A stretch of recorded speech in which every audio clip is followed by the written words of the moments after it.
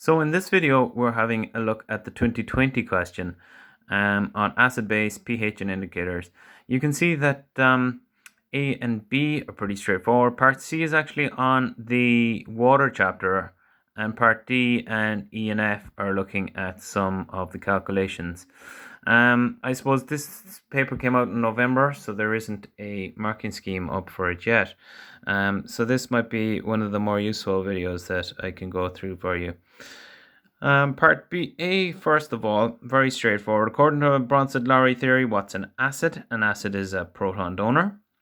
And how does this theory distinguish between a strong acid and a weak acid? Well, a strong acid is a good proton donor. A weak acid is a poor proton donor. So that completes part A. On to part B, what is the conjugate acid? And then what's the conjugate base of HSO4 minus for 6 marks? So I'm just going to go over to the copy there and write this out for you. So in the first part, they ask us for the conjugate acid.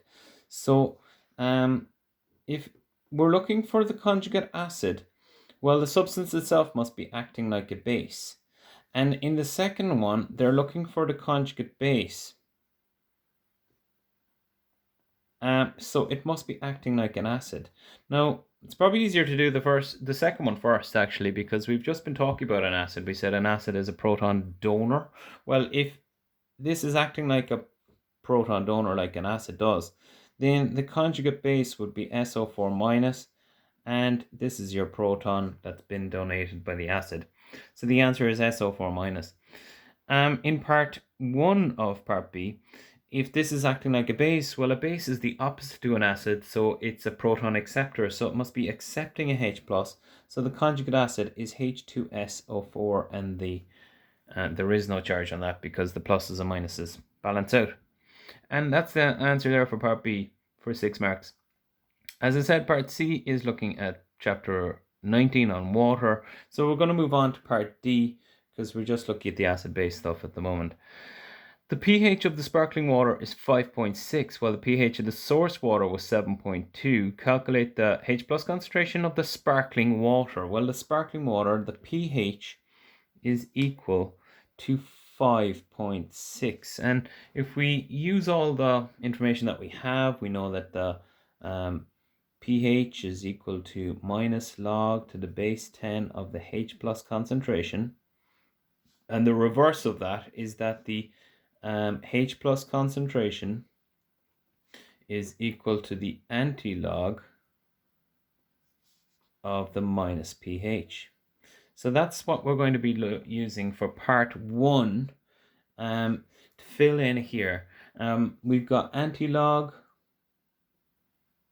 minus 5.6, and we'll get the H+ concentration. So second function log minus 5.6, and we get 2.5 by 10 to the minus 6 as our H+ concentration in the sparkling water. In part 2 of that question, we're looking at the source water, and they've told us that the pH is equal to 7.2. Now, the thing is, we're looking actually in part 2 for the OH minus concentration. So what we're going to also have to use is the idea that the pH and the pOH is equal to 14. So we can subtract the pH from 14 to find the pOH. The pOH is equal to 14 minus 7.2, and that would say that the pOH is equal to 6.8. And the reason we do that is because it's, we can now use this, the reverse of this with the OH in there to find the OH minus concentration. So the OH minus concentration will be equal to the anti-log of the minus pOH. And we've just found the pOH to be 6.8. So if we go anti-log minus 6.8, second function log minus 6 0.8, and we get 1.58 by 10 to the minus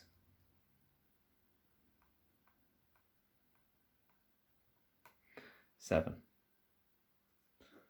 So that's the answer for part 2 of part D, question 7 in the 2020 paper. And the next part of the question has a look at acid-base indicators. It says an acid-base indicator is a weak acid, and it may be represented by HA. The indicator is red in its undissociated form and yellow in the A- form. So if we were to write that out for a second, we're looking at part E now. We're saying HA breaks up to give H plus and A minus, and the A- form is yellow and the undissociated form is red. They say calculate the pH of an aqueous solution, and they've given us the molarity. You can see the big M tells us the concentration of it, which has an acid dissociation of Ka of 4 by 10 to the minus 4. So for this, we're going to be talking again weak acids. And when we talk weak acids, we have another couple of formulae that we have to use. We're going to be using Ka and Ma. In this case, the Ka is 4.0 by 10 to the minus 4. And the Ma is quite small as well, 1.5 by 10 to the minus 3. So they're the two that we're looking at here. And the formula that we're looking at is that we have the H plus concentration is equal to the square root of the Ka by the Ma. So that would say that it's the square root of 4 by 10 to the minus 4 by 1.5 by 10 to the minus 3. So let's fill all that in. 4 exponent minus 4 multiplied by 1.5 exponent minus 3. Square root that, and we get 7.7 by 10 to the minus 4 as the H plus concentration. Now they asked us for the pH, and once we have the H plus concentration, we can fill that in to the minus log to the base 10 of the H plus concentration.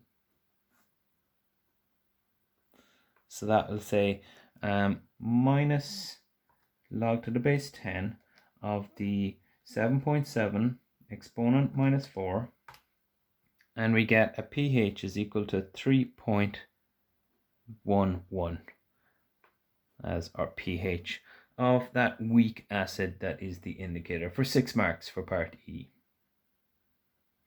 In part F, they ask us to write an equilibrium equation for the dissociation of the indicator in water. So it's quite like the one that I've written up here, except that they want water included. HA and H2O will give us H3O plus and our A minus. Okay. I'm suspecting 6 marks for that. And then the last part of the question, that's part F, part 1. F part 2 then, the last part of the question is, what is observed when a few drops of the indicator are added to a solution of strong base? Explain your answer. So I suppose this is the normal equilibrium. You've got the indicator and the water giving you the ions. What happens when a strong base when this is added to a strong base? Well, I suppose it doesn't matter if you're looking at this one or this one. Okay, if you're adding a base, and a base is a proton acceptor, it's going to be hoovering up any protons that are around the place. And it might be easier to see that here. These are the protons. This is the same idea, but these are the protons, and they get hoovered up by the base. So if you are, if you are putting this into a base, they get sucked up, and that moves the equilibrium forwards. It's going to move it forwards to produce more of them because they're being used up. So what's going to be observed when a few drops of the indicator are added? Well, it's going to turn yellow, a color change